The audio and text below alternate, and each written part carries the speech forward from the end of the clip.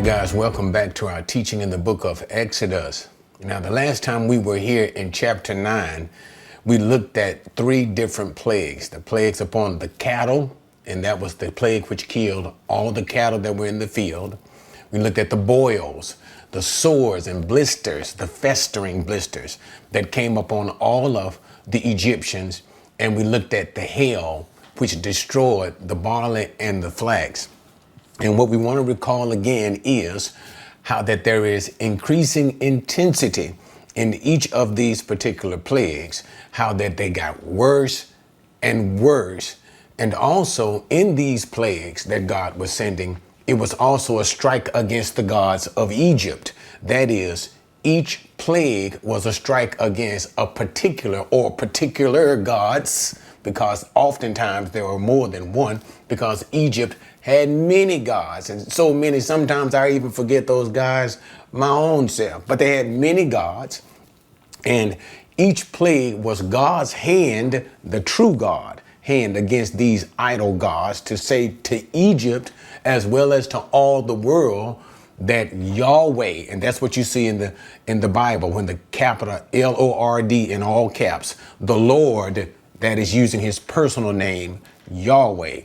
Yahweh alone is God, and the rest of these gods, the gods of the Gentiles, the gods of the world, the gods of Egypt, are no gods at all. And therefore God proves his existence, power, and dominance over any other god through the destructions that he is sending upon Egypt. So all of these plagues are always associated with some god. And sometimes I do forget. I think it was in the very last plague, the plague of the hail, I forgot to name the particular gods. And so let me do so now.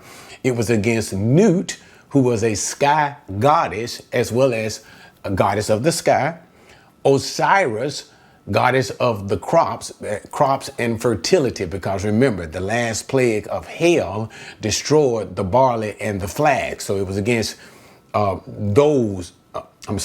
against Osiris. And then finally Set, and Set was considered to be a storm or a desert god, God who would control things that come out of the desert, the storm, and things associated with nature. And so this was that last plague that we discussed, and I forgot to tell you guys about those idol gods of Egypt that God used to strike the hail against. Okay, now with that, as we move into chapter 10, we want to keep in mind increasing intensity and nationwide spread of all of these plagues, how it strikes all of the land of Egypt. Okay, so now let's get into our 8th and 9th plague. Exodus chapter 10. Then the Lord said to Moses, "Go to Pharaoh, for I have hardened his heart and the heart of his servants, that I may perform these signs of mine among them, and that you may tell in the hearing of your son and your daughter and your grandson how I made a mockery of the Egyptians, and how I performed my signs among them, that you may know that I am the Lord." Now, let me stop here. Now, I know that chapter 10 can be very narrative, a little extensive within itself, but it's not a lot of difficulty involved. But there are some things that we do need to see. Okay, as we prepare to move into these next series of plagues, and actually we are in the 3rd and final series of plagues. Remember, the plagues were divided basically into 3 series, okay? And as we get ready to move into this, as we are already in, I'm sorry guys, this 3rd series of plagues, God tells Moses ahead of time that he has already hardened the heart of Pharaoh. Now, go back and look at the previous video that I did in chapter 9 concerning God's hardening of Pharaoh's heart and the issue of judicial hardening, the principle of judicial hardening, and reaching a point of no return. But anyway, so that you can be refreshed in all of this thing. Remember, during these events, so it's like a challenge per se, with Moses and Aaron against Pharaoh and his magicians, there were times in which Pharaoh would harden his own heart and God would harden Pharaoh's heart. So we will overall see, in a general sense, the hardening of Pharaoh's heart from God in a general sense. However, that did not remove the responsibility from Pharaoh. That is, we would often see in more times than not, Pharaoh would harden his own heart. But once we got to that final plague of hails, and that's what we discussed at the end of chapter 9, once that particular plague happened and Pharaoh hardened his heart after all of these events, the preceding plague events, God judicially hardened Pharaoh's heart. In other words, Pharaoh had reached a point of no return where he could no longer harden his own heart, but God from this point forward would harden Pharaoh's heart so that Pharaoh would have no other choice. Pharaoh no longer had a choice. And so therefore, what you will see in the remainder of these plagues, it is not Pharaoh hardening his heart. It is God hardening Pharaoh's heart, because Pharaoh has reached a point of no return where God himself simply says, since you have refused me, since you have rejected all of the signs and wonders that I have given you thus far, since you have decided to harden your heart against me, I have seconded your motion. Your heart will be hardened against me. I'm going to do it, and you can no longer change your mind. And here God gives the reason again, so that Pharaoh and Egypt will see the signs and wonders that God will perform upon Egypt. All of these things declaring that God alone, that Yahweh, apart, not the gods of Egypt, Yahweh is God. And God also, we're back into the commentary here. God also is saying that he has hardened Pharaoh's heart so that he can perform these signs, not only that Egypt may know, but also that the Israelites will know that God, Yahweh, their God alone, is God. And that this should be recounted, the events of what God is doing to Egypt shall be recounted to the successive generations of Israelites, to Moses' and the Israelites' sons and their grandsons. That's what he means by their sons and grandsons. The successive generations to follow. And this prepares us, and I know I'm being a little premature, but we're getting a lot of insight through chapter 10 in preparation for chapters 11 and 12. That is the death of the firstborn of Egypt, and also the recounting of this great God's hand of power in all of the plagues, and finally the striking of the firstborn of Egypt. We're getting prepared for the retelling of all of these things in what will be known as the celebration of the Passover, and how in this celebration the Israelites will recount their slavery and God's great hand of deliverance through striking Egypt with all of the plagues. Okay, and I'm not going to go any further than that. But anyway, so he says, I'm doing this so that the Egyptians will know that I am God, so that the Israelites and their successive generations will know that I am God, and retell this story to your children, successive generations. 3. Moses and Aaron went to Pharaoh and said to him, Thus saith the Lord, the God of the Hebrews, how long will you refuse to humble yourself before me? Let my people go that they may serve me. For if you refuse to let my people go, behold, tomorrow I will bring locusts into your territory. They shall cover the surface of the land so that no one will be able to see the land. They will also eat the rest of what has escaped, what is left to you from the hail. And they will eat every tree which sprouts for you out of the field. Okay, then your houses shall be filled, and your houses of all of your servants, and the houses of all the Egyptians, something which neither your fathers nor your grandfathers have seen from the day that they came upon the earth until this day. And he turned and went out from Pharaoh. Okay, so now Moses again returns to Pharaoh with the threat that God has spoken into his ear to tell the Pharaoh to let the people go. And if Pharaoh refuses to let the people go, he will send locusts upon the land. And so when he goes to Pharaoh, the first thing that he says to Pharaoh is, how long will he refuse to be obstinate, to be arrogant before the Lord, refuse to humble himself before Yahweh? Now, this is really a strike to Pharaoh himself, because remember now, Pharaoh was considered by the Egyptians to be a god. So for Moses to come and say to Pharaoh to humble yourself before Yahweh, this desert god of the Hebrews, it was a strike against the arrogance of Pharaoh. But nevertheless, he says, how long? How long? How many times shall God strike Egypt over and over? And if you refuse, or should I say, if you continue in your arrogant rebellion against Yahweh, not to let the people go, he will strike you again with locusts. And the threat of the locusts will be, in verse number 5, as he said, they will eat the rest of what was not destroyed by the hail. Remember now, two things. Let me say it here. We have to remember that all of these plagues that are hitting Egypt are not localized. They are nationwide. So the economy of Egypt as a whole is being destroyed. What did the hail destroy? The hail destroyed the early crops of the barley and the flax. It's completely destroyed. So any food source that the Egyptians would derive from the barley and the flax is gone. Remember, the Red Sea was turned earlier in the first plague into blood. What happened to the fish? All of the fish died, so that the source of food that would be derived from fish have been destroyed.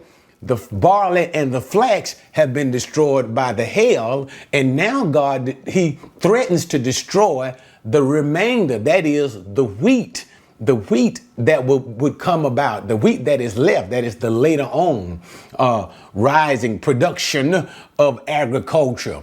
It will be destroyed by the locusts. And he promises that the locusts that will come upon the land will be such that has never been seen in all of Egypt before. Point in this is this. It's talking about, number one, locusts have come upon the land of Egypt before. So that's nothing new. But the destruction that will be sent here is to prove it is the hand of God. It is a supernatural coming upon the locusts, in that it is something that has never been seen before and never will be seen again. And so much that the land itself will be covered with locusts. Now, I don't want to get too far into the actual happening of that. Let me talk about that later on.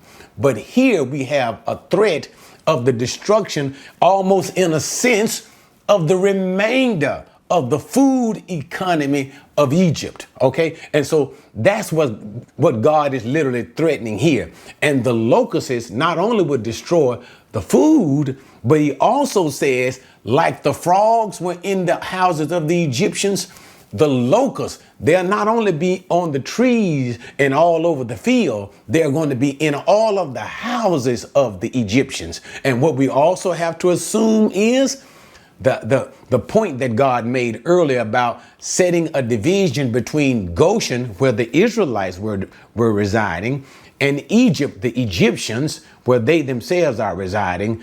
God will continue to make a distinction. There will not be any locusts in the land of Goshen. They will be reserved for Egypt. And he also sets, as Moses is before the Pharaoh, he says again, tomorrow this will strike you.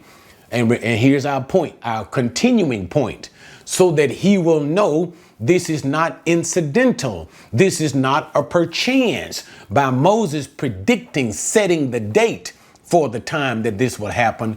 You know, without a shadow of a doubt, this is God. So how do you know? The number of locusts, it will be unprecedented. What they will destroy and the time that it will come upon the land. Tomorrow, you know that this is Yahweh. And okay, we'll talk about that at the end. I'm going to try not to forget the gods of Egypt that were struck in all of these things. But now let's go on. So Moses turned away and left from Pharaoh. Verse 7, Pharaoh's servant said to him, how long will this man be a snare to us? Let the men go, that they may serve the Lord their God. Do you not realize that Egypt is destroyed? So Moses and Aaron were brought back to Pharaoh, and he said to them, go serve the Lord your God. Who are the ones that are going? Moses said, we shall go with our young and our old, with our sons and our daughters, with our flocks and our herds we shall go, for we must hold a feast to the Lord. Then he said to them, thus may the Lord be with you, if ever I let you and your little ones go. Take heed, for evil is in your mind. Not so. Go now, the men among you, and serve the Lord, for that is what you desire. So they were driven out from Pharaoh's presence. Okay, so now what we have happening in verse number 7. As Moses has predicted the locusts coming and the devastation that the locusts would leave behind. Remember, Pharaoh's magicians, who also served to the Pharaoh as counselors, they, before the plague even hits, they already believed Moses. And so they began to counsel Pharaoh and say to Pharaoh, now, okay, let me just take my time. And they say to Pharaoh, listen, let the Hebrews go. Don't you realize that Egypt has been destroyed? So what I want to bring to your attention is this. Number one is they considered Pharaoh to be a god. Pharaoh's counselors, the Egyptian magicians. And so for them to speak to Pharaoh shows how that they themselves are exasperated with this continuing battle with Moses and Moses' God. And so they now speak to Pharaoh, you're really taking your lives into your own hands. But they're simply saying to Pharaoh, man, wake up and smell the coffee. Moses and his God have already destroyed Egypt with all of the plagues that have come upon Egypt. If he now strikes Egypt with this plague of locusts, it's completely over. We will not survive this plague. And that's what they're doing. They're saying to Pharaoh, listen, don't let him do this. Egypt is destroyed, and it's a dangerous thing to speak to Pharaoh this way. But the reason why I'm stressing it is let you see they themselves they believe what Moses is saying and the God of Moses, even though they won't turn from their idols, they still believe it. But nevertheless, they don't want to suffer this devastation. So what do? They counsel Pharaoh, call for Moses. Pharaoh sends for Moses and Aaron. And when he sends for Moses and Aaron, he says, okay, fine. You want to go and worship your God? Go and worship your God. Tell me, who is going with you? And so Moses simply says, everybody is going. We are all leaving Egypt. Our young, our old, that means our elderly, our children, all of them are leaving Egypt. And then Pharaoh says to Moses, not so, all of you won't leave Egypt. I'll permit you to go and worship your God, but the men only. Leave the children here. And all Pharaoh is simply doing is he is creating a latch. He is making sure that he's maintaining the slaves. That's all he's doing. By keeping the children there, he is maintaining that when the men go off to worship Yahweh in the wilderness, they must return to Egypt. So therefore, all the Pharaoh is doing is he's keeping them as slaves. He is refusing to let them go. And so now let me slow it down a little bit too. So Moses simply says, we got to go with our young and with our old. Pharaoh does not want this. And what he says in verse number 10 is this, and here's what I want to address. So let's do a little scholastic addressing of a particular issue here. He says, take heed, for evil is in your mind. Now, there are some who believe that this translation is not a good translation here. In verse number 10, So actually what he says here is this. Ra'u ki ra'a neged panekim. Ra'u ki ra'a neged panekim. So I've looked at this. Now what some believe that this translation is actually saying, where Pharaoh is saying is, and this translation is not proper, is what he was saying, take heed, for my God Ra is better than you. So where it says, see that before your face, Ra is before your face. And that's what some is trying to say. Some believe that he is saying, my God Ra is greater than your God Yahweh. So he is still inducing that contest between the God of Moses, Yahweh, and his God, Ra. And some see where he says that instead of saying evil is before you, that he is saying Ra'ah. That's that word evil. Ra is before you. Okay. They're saying that their translators should have interpreted this as my God Ra is before, better than your God. Now, in looking at the text, I don't agree with that. I believe that the translation here is proper when he says evil is before you.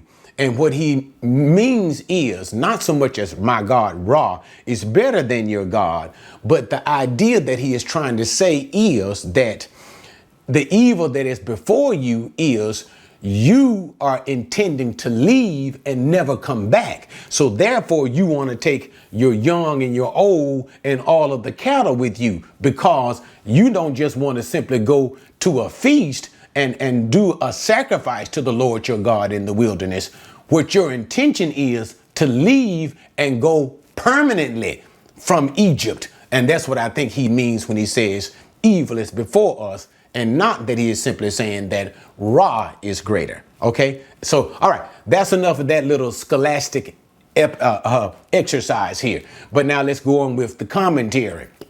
And so he says, so he tells them, he drives them from his presence. We're back in verse number 11. Okay, and so he says, fine, your intention initially was to go and serve your God in the wilderness. Fine. Take the men only, not the children, and go and serve the Lord your God in the wilderness. And he drives them from his presence. So what I want you to see here in verse number 11 is this: the driving from his presence. Okay. Remember, all the while what you've been seeing with Pharaoh in all of his, and here's again another compromise, the fourth compromise, I believe it is, of Pharaoh. I think it's number 4 in the compromising. But it relates all the way back to Pharaoh's resistance to let them go. So notice, as Moses came to him first initially, the water and the blood whole scenario, the staff thing, remember turning the staff into the serpent. He is adamant not to let the children of Israel go. But notice, as the plagues strike, you see him beginning to compromise, and he's kind of getting a little bit willing to let them go. And then here you see him driving Moses from his presence. I'm saying all of that to say that how God said this, that when you, to Moses from the very beginning, when you go to Pharaoh to tell him to let them go, he won't be willing to let them go. But when I'm through with Pharaoh, he's not going to simply let you go. He's going to drive you from his presence. So now we can see here, as Pharaoh is driving Moses and Aaron from his presence to let the men go, only the men worship, that sense of it is now being realized as Pharaoh is beginning where God has said about him, drive from the presence. So we see a sense of that beginning to happen. Okay, so let's continue. Verse number 12. Then the Lord said to Moses, stretch out your hand over the land of Egypt for the locusts, that they may come upon the land of Egypt and eat every plant of the land, even all that the hail has left. So Moses stretched out his staff over the land of Egypt, and the Lord directed an east wind on the land all that day, and all that night. And when it was morning, the east wind brought the locusts. The locusts came up over all the land of Egypt and settled in all the territory of Egypt. They were very numerous. There had never been so many locusts, nor would there be so many again. For they covered the surface of the whole land, so that the land was darkened, and they ate every plant of the land, and all the fruit of the trees that the hail had left. Thus nothing green was left on tree or plant of the field throughout all the land of Egypt. Okay, so since Pharaoh was refusing to let the people go, all of them, including the children, Moses ran, not so much as ran, but they drove him from the presence of Pharaoh. And thus God tells Moses, fine, lift your hand to the sky. So Moses raised his hand with his staff in his hand. He brought forth the locusts upon the land of Egypt. And all that day and night, God sent an east wind, which carried the locusts into Egypt. And in the morning, when the Egyptians rose, the land was the ground, that is the ground. And imagine the ground and the trees had so many locusts, you could not see the ground. And therefore, because the ground and the trees were so full of locusts, it made a certain darkness upon all the ground. And as the locusts were upon all the trees and all the ground, it ate every fruit of the tree. Do you understand? Do you feel the devastation that's taking place to Egypt as all the fruit trees, every single thing, the locusts are just and eating and devouring, and all, remember the wheat that was yet to come, now the wheat has come. And so, and everything that the hail did not destroy, guess what? Now the locusts are eating all of it up. And now okay, what do you have? Devastation of the agriculture. It will produce hunger and starvation. A hunger and starvation that was already setting upon Egypt because the hail had destroyed. The hail had already destroyed so much agriculture. And now you have this, and this is what the magicians and the counselors of Pharaoh were worried about. They said, please, Pharaoh, let the people go, because we cannot survive if this thing should happen. But nevertheless, the locusts said, and notice, supernatural event. The locust that came upon Egypt was such that never had been seen before, and it will never be seen again, which lets us see the uniqueness of this plague miracle. The uniqueness is what? It will never happen again. It kind of takes your mind back to Genesis 6 through 7. 6, 7, and 8, actually, when we saw the flood waters that came upon the whole world. It was a flood that had never taken place ever before and will never happen again. That uniqueness of that judgment. And this is the same semblance that we have. A uniqueness in judgment of locusts that came upon Egypt that will never happen again. We'll see another similarity that will take place, and I probably shouldn't have told you guys that, but nevertheless, in the book of Amos, that will happen upon Israel. But we are talking here about Egypt. But anyway, so now let's look at the response of Pharaoh to this thing. Verse number 16. Then Pharaoh hurriedly called Moses and Aaron, and he said, I have sinned against the Lord your God and against you. Now, therefore, please forgive my sin only this once, and make supplication to the Lord your God that he would only remove this death from me. He went out from Pharaoh and made supplication to the Lord. So the Lord shifted the wind to a very strong west wind, which took up the locusts and drove them into the Red Sea. Not one locust was left in all the territory of Egypt. But the Lord hardened Pharaoh's heart, and he did not let the sons of Israel go. All right, so now let's talk about Pharaoh's response once the locusts have come. So as the land has been devastated in totality, because that's what we basically have with the locusts, total devastation now. It is now complete to all the land.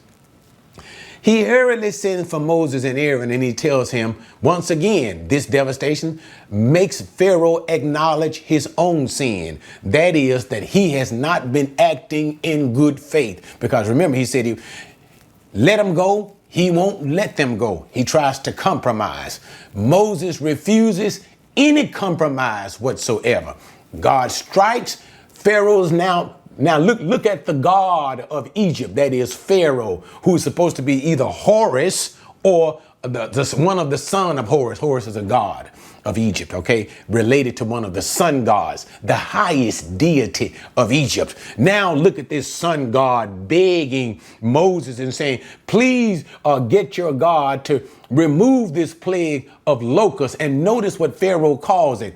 This death from me. Now, the reason why I want to deal with that part is as we are moving in all of these plagues, notice from the plague of the blood, even until this one now with the locusts and the intensity, how it devastates Egypt, how it has been a plague on the bodies of the Egyptians, and they have been suffering in all of these plagues, but there's been nothing in the scripture to speak of the Egyptians dying.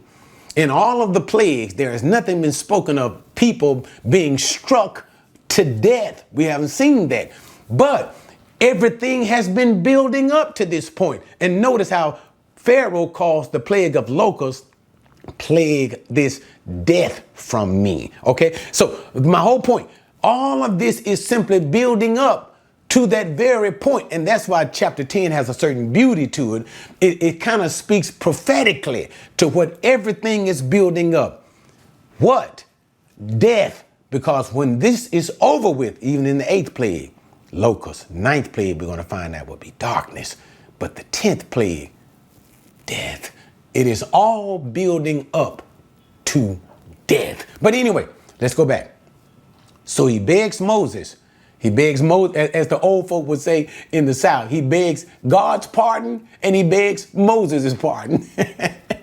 Asks Moses, pray that God would remove it from him, and that Moses went out from the presence of Pharaoh, and like many times usual, he prayed unto God, and God removed the plague of locusts to the point that all of the locusts was removed from Egypt, and Egypt did not have a single locust left. Okay, again, let's look at the point, the miracle.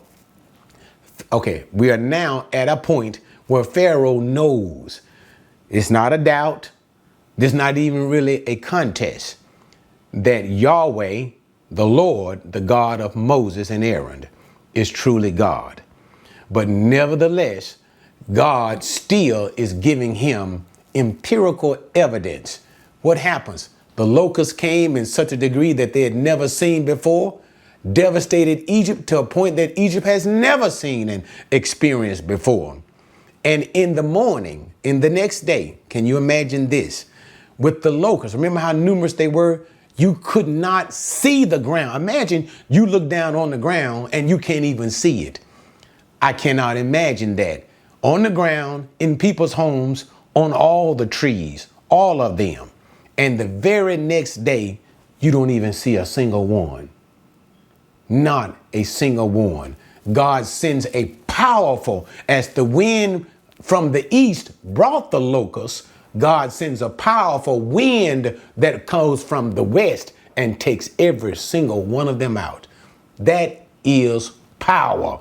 That is Yahweh, the God of Moses. Okay. But nevertheless, in all of these things, remember the point of the plagues is that Pharaoh may let them go. But look at verse number 20. What did we say? We are now in the stage of judicial hardening. God, the Lord, hardens Pharaoh's heart. What?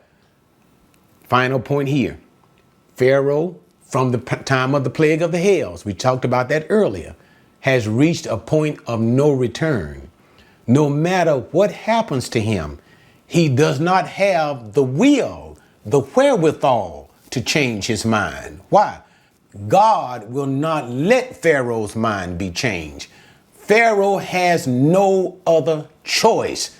He's going to hold those slaves because God has hardened his heart, and God is saying, you cannot change your mind. You've resisted me up to this point. Now you can no longer change your mind. Pharaoh has no will to change his mind. The Lord hardens his heart. And this continues until the death of the firstborn of Egypt. Okay. And I know that's premature, but what you have to see is this. And I don't want to do a lot of preaching on this. When you do resist God and God has spoken to you time and time again, you will reach a point of discipline. And now Egypt is discipline. Pharaoh is discipline of God. Okay, now let's finish this last plague in chapter 10. Then the Lord said to Moses, stretch out your hand toward the sky, that there may be darkness. Oh, I'm sorry. Let me go back before I get there. Concerning the striking of the locusts, which deity, which gods of Egypt did this strike? Okay, this was a strike against Nut, and Nut was a sky goddess. Okay, was the sky goddess, a female deity of Egypt. Okay, goddess of the sky as related to the winds that brought the locusts in. All right, Nut. This was also against Osiris. Osiris was a god of crops and fertility. So crops and fertility. So as the locusts ate up the crops. So in other words, neither Nut, the sky goddesses, nor Osiris, goddess of crops and fertility, could prevent the locusts from destroying the remaining crops of Egypt. All right. So now let's go into this ninth plague, darkness. Then the Lord said to Moses, stretch out your hand toward the sky, that there may be darkness over the land of Egypt, even a darkness which may be felt. So Moses stretched out his hand toward the sky, and there was thick darkness in all the land of Egypt for 3 days. They did not see one another, nor did anyone rise from his place for 3 days. But all the sons of Israel had light in their dwelling. Now, let me just simply stop there.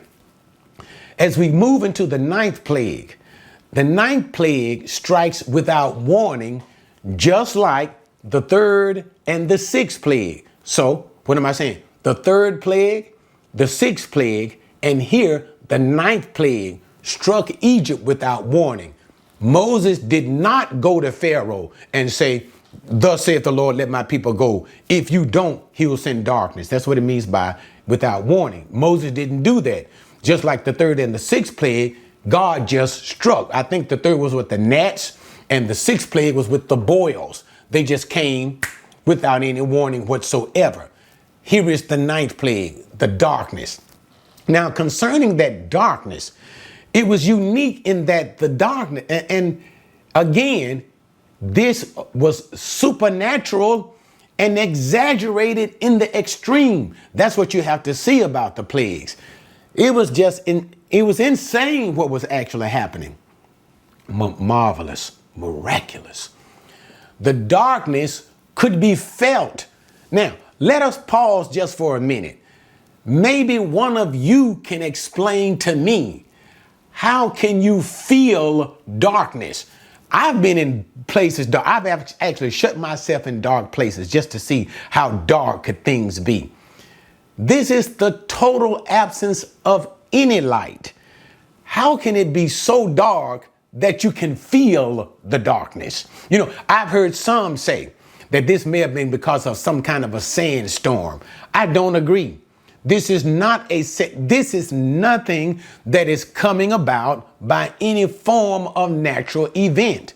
The point of the plagues is they are supernatural from the hand of God. And also too, some have said maybe this is a possible eclipse. Wrong again, because if this was an eclipse, it would affect all of Egypt. Remember what it just said. The land of Goshen was not affected. They had light. So if it was an eclipse, it would affect all of Egypt.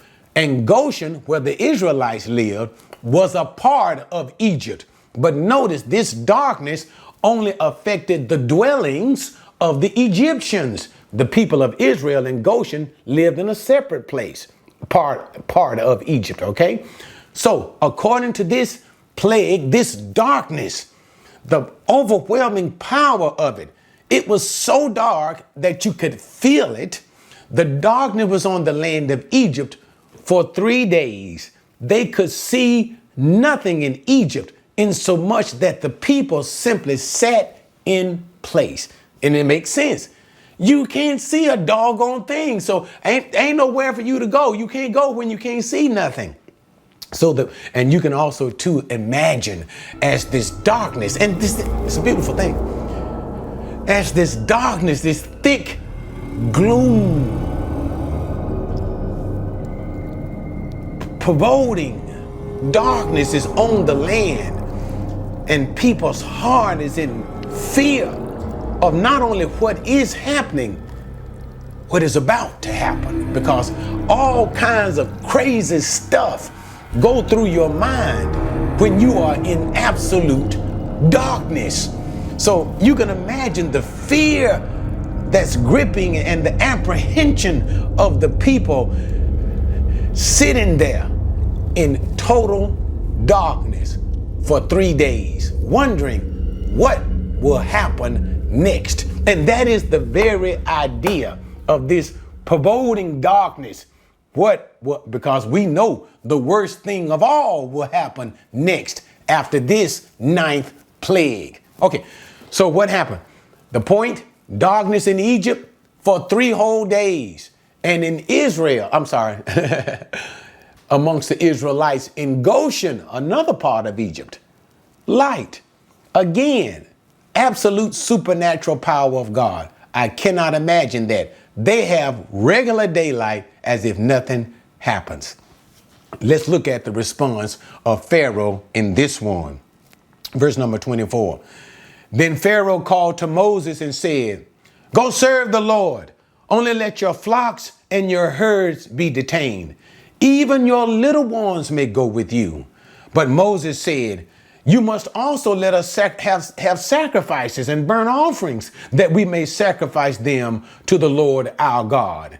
Therefore, our livestock too shall go with us. Not a hoof shall be left behind, for we shall take some of them to serve the Lord our God.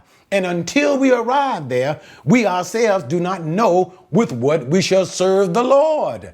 Okay, so now let's stop there. Look at the response of Pharaoh. Again, no doubt, he's dumbstruck by this one too. And so he now sends for Moses and says, "Fine, go serve the Lord your God. And now you can take your children." Because remember, in the plague of the locusts, right before that one, he told Moses, leave the children behind. Notice the whole point again, intensity, how it's striking Egypt. And Pharaoh is negotiating. Now he begins to concede to Moses and says, "Fine, you want to take your children? Take them, but don't take your animals." Now, there are 2 possible reasons here. He's probably trying to maintain this hook for the Jewish slaves by keeping their livestock in the land of Goshen. They got to return. So keeping them as slaves, that's what he's ultimately trying to do. Keep them as slaves. So you go, but your animals got to stay here. And Moses, again, no, sir, Moses won't give an inch. He says, Moses simply, okay, the second thing too, what is possible in his mind. Remember the livestock that were in the field, that were killed by the plague that came upon the livestock and killed all the livestock in the field. There is also a possibility here in the mind of Pharaoh to replenish the livestock of Egypt by saying, "Let your livestock stay here." So that's a possibility of what's going on. Fine, you can go, leave your livestock, possibly a hook for them to return, and possibly replenish the livestock that was devastated in the plague upon the Egyptian livestock. But nevertheless, the response of Moses was, we have to sacrifice to God. We don't know with what, how much sacrifice we may do to God. So therefore, Moses is saying we can't leave our livestock because we got to make a sacrifice with these livestock. And you remember earlier, Pharaoh had said unto Moses that they could sacrifice there in the land of Goshen. And Moses rejected that as well. But here, so we can finish chapter 10, Moses is simply saying we will not leave our livestock because we need them to sacrifice to the Lord our God. Okay, now let's finish this. Verse number 27. But the Lord hardened Pharaoh's heart. Say it again. That's what we've been saying all the while. And he was not willing to let them go. Then Pharaoh said to him, get away from me. Beware, do not see my face again. For in the day you see my face, you shall die. Moses said, you are right. I shall never see your face again. Okay, so when Moses has been brought to Pharaoh, after this whole thing of the plague of locusts, Pharaoh was willing to concede, and but only to the point that he keep the animals. Moses told him no, and Pharaoh is now at the point where he is fed up with Moses. He is fed up with all of these plagues, and so he tells Moses, he said, fine, no, the Lord hardened his heart. He tells Moses, no, the Lord hardens his heart. No is the response. Again, the response, and I've made this for the third time concerning chapter 10, point of no return. God hardens Pharaoh's heart. Pharaoh has no choice. So this is not simply Pharaoh acting in his own will. This is God. That's why, early as he told us in chapter 10, I'm hardening his heart so that I can display my power, so that the Egyptians may know that I am God. The world may know that I am God. The Israelite people will know that I am God. Pharaoh has no choice. God hardens his heart. And then in anger, Pharaoh warns Moses and tells Moses, be careful that you don't see my face ever again, because the day you see me again, I will put you to death. You will surely die. I will have you, Moses. I will have you executed. I'm sick of you. I'm sick of your God. I'm sick of these plagues. And I'm going to bring this mess to an end because I'm going to take your life, Moses. So don't come before me ever again. And so Moses retaliates in fearlessness. Moses is no longer afraid of the Pharaoh like he was before when he ran away. And Moses, and I can see Moses looking Pharaoh straight in his eyes and says, you have spoken correctly. I won't see your face again. But now what Moses means by this is this: as far as this wrangling to let the people go, I won't see your face again to tell you to let the people go. Why? Because we know in Exodus chapter 12, Pharaoh will send again for Moses when he's telling Moses, don't you come see my face again? Oh, yeah. Pharaoh himself will send for Moses and tell Moses, take your people, take your livestock, take everything out of Egypt and get out. Don't ever come back. Pharaoh will see him again. So Moses is not saying you won't see my face again. But what Moses is simply saying is this: as far as this negotiation junk that we've been doing here, no, sir, this will never happen again. Why? Because the next time Moses sees the face of Pharaoh, Pharaoh will drive them, their cattle, their children. All negotiations are over, and he will drive them out. Okay. Thanks for joining me there in chapter 10. The next time that we come back in chapter 11, God is going to prepare Moses and the Israelites people for the last and final plague that will hit Egypt. It will be a devastation that Egypt had never experienced before.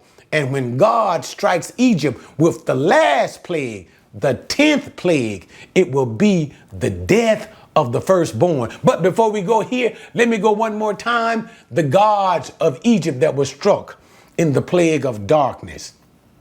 It was the god Ra, the chiefest of the Egyptian deities. Ra was the sun god. And remember, in this 9th plague, it was darkness, a strike against the sun. Ra, it was a strike against Ra, a strike against Horus. Horus was also a sun god. Pharaoh was sometimes referred to as Horus or a son of Horus, a sun god. So Pharaoh was referred to as a sun god himself. And there was also a strike against Hathor. And Hathor was a sky goddess. She was a sky goddess. A strike of Ra, a strike against Ra, a strike against Horus, and a strike against Hathor. Strike against the gods of Egypt. All right. But thanks, guys, for joining me with that. Join me next time as we get into chapter 11 and we bring to a completion, we get ready to bring to a completion the final plague upon the Egyptians. See you then.